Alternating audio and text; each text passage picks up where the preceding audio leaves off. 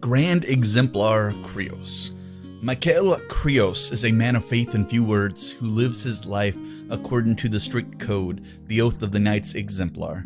Duty to the Creator and fealty to his priest on Cain have consumed him and burned away whatever imperfections once corrupted his mortal soul. No other man alive so perfectly exemplifies what it means to be a loyal warrior of the faith serving in menoth's name. When Grand Exemplar Banehurst gave his life to protect the Harbinger of Menoth against the Crixian despoilers, Hierarch Garrick Voyle did not hesitate to appoint Kreoss to the new leader of the Knights Exemplar. For 10 days and 10 nights, Kreoss remained in isolation at the sovereign temple of the One Faith, praying and purifying himself. Priests attend him, and he was set to trials that pushed his spirit and tugged at the very fabric of his soul. Scrutators watched him, measured his actions, and weighed his prayers. Finally, satisfied in his absolute commitment to his faith, the scrutators released him to take on his new vows. Kreoss emerged from the temple wearing brilliant armor of gold and steel and holding aloft the shining spear, Justifier. Since that day, Kreoss has led the Exemplars at the fore of the Great Crusade. He thrusted his legions through Signar's defenses like Justifier's piercing blade, leaving the swath of ash and cinder where infidel encampments once stood. The Protectorate forces looked to him as a guiding light of righteousness, and the scribes of the true faith record each of his valorous deeds, keeping a careful tally of the dead he sends to the arcane. This Grand Exemplar is the enigma to the other leaders of the Protectorate. While he does his duty without hesitation, he is not above questioning the actions of the Church.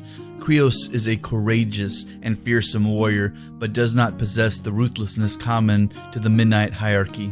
This may, in fact, be one of his greatest strengths, and it has already made him a hero to the common people of the Protectorate. Kreoss joined others in mourning the loss of the great leader when the Hierarch Voyle was killed, but he had little sympathy for the hubris and callous disregard displayed by the late Hierarch towards those who shared his faith. Yet he performs his duty and serves the position of Hierarch, regardless of the man who bears that title. He knows that sometimes duty is best carried out by asking questions no other would dare. Menoths are often the instrument of their own contrition, and the Exemplar Kreoss is no exception. He takes the weight of the crusade on his own shoulders, continually pushing himself to assure its success, even at the cost of countless sleepless nights of prayer and contemplative vigils.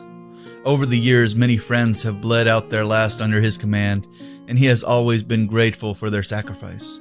All Menoths, and especially the Knights Exemplar, are his brothers in battle, and he is determined to avenge the fallen and the lost. With every death, stoking the warrior's furnace within him, his rage and fury have become the spear and shield of the Menoth's vengeance. Yeah, so he got a little bit scarier, actually. Just when you thought he couldn't, do any more damage, he just, takes it up to 11 in this version. And you see a lot of his ideologies with the Paladins of the Order of the Wall and protecting the average Menoth from, the ruthlessness of the hierarchy that is in the Protectorate. So he wants to try to save as many people as he can rather than just burn them off as if they're just fuel. So that is one of his more endearing factors with his people, and that's why they see him as a hero. But let's read over his Mark III to Mark IV changes and see how they are going. And as always, let's start with his stat line. He's still a speed 5. Still, his mat went up to an 8. So that's actually a little bit better than his original setup. So it makes him a lot more of a melee player on that one. His defense is still a 14. Arm is still 17. And he is still tough. So not much has changed there. And his personal abilities are still there. He still has imperishable conviction, so when a friendly faction model is destroyed while within his control range, he can remove 1 damage point from himself. So he can actually, if they're trying to take him out, he can just keep regaining his health based on that. And then he still has Paragon of Faith.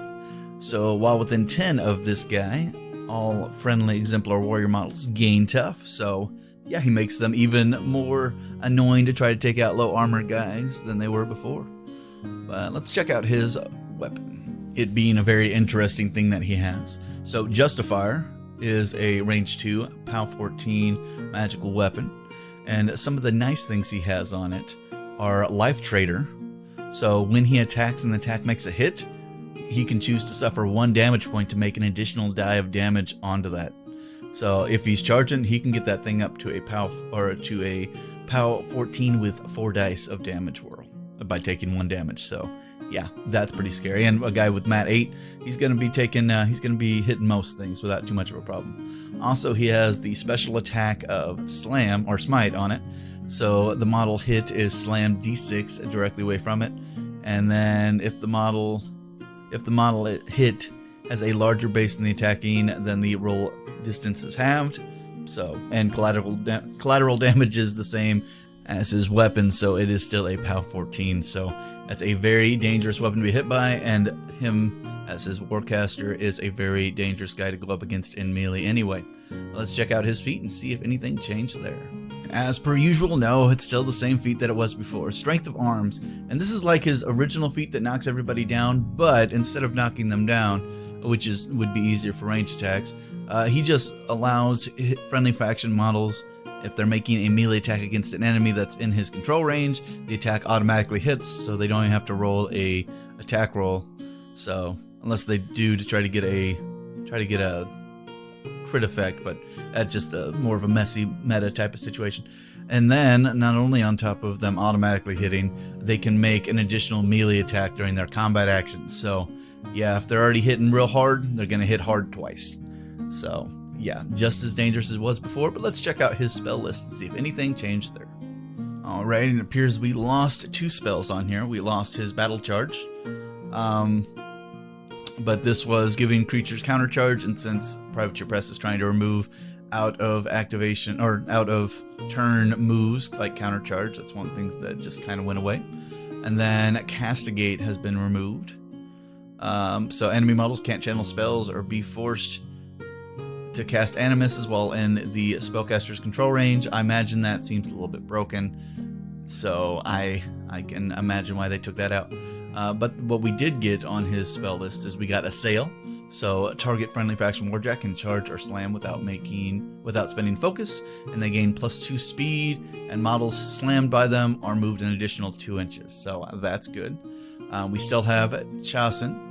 So enemy upkeep spells and animize on target model/unit expire. So, and that is an offensive spell, so you don't want to be shooting that at your own guys because you can't.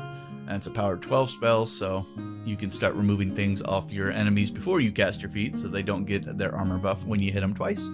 And then we still have Cleansing Fire. Cleansing Fire causes fire damage, and on a critical effect or on a critical hit, it causes continuous fire. I think that is a pretty normal spell for the Protectorate.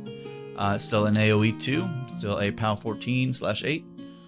And then we still have Inviolable Resolve. So target friendly model/unit gains +2 arm and can't be knocked down or pushed or slammed. So always a good spell to have, especially for lower armor guys or higher armor guys, just to watch your enemy, sizzle around that.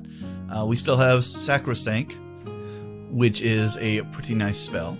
So when an enemy non-leader warrior model destroys one or more friendly faction models in the spellcaster's control range with an attack, immediately after the attack is resolved, the attacking model becomes knocked down. And that's a cool spell because it's his entire control range and it's not just one. So anybody who attacks him after their attack is resolved, they get knocked down automatically. So that's always useful for guys that are really good at dishing out lots of damage, and catching people on fire when they're knocked down is even easier. So yeah, outside of him losing those 2 spells, that 2 slightly broken spells or out of turn spells are to be seen in Mark IV, but not really gonna stop him in the long run. So he is still just